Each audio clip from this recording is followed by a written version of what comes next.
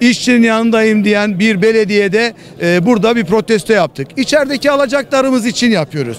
Aslında alacak, size bir şey söyleyeyim, gerçekten önemli değil.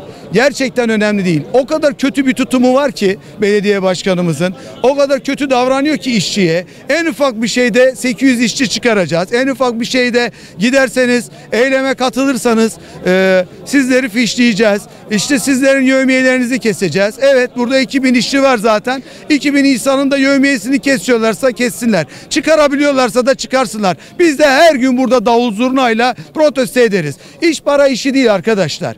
Gerçekten iş para işi değil. Bu işçi varlığa da var, yokluğa da var. Yeri gelince 2 ayda içeride kalsa maaşları inan kimse karışmaz. Ama onların yaklaşımı o kadar kötü ki, işçi sınıfına o kadar kötü, yukarıdan bakıyorlar ki sorunumuz o arkadaşlar. Bütün kamuoyu bunu görsün.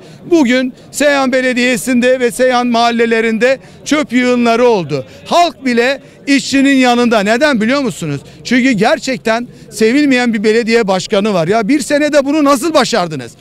İşçi çıkardınız. 200'e yakın işçi çıktı. 300'e yakın işçi emekli oldu. Yaklaşık 500 kişi çıktı.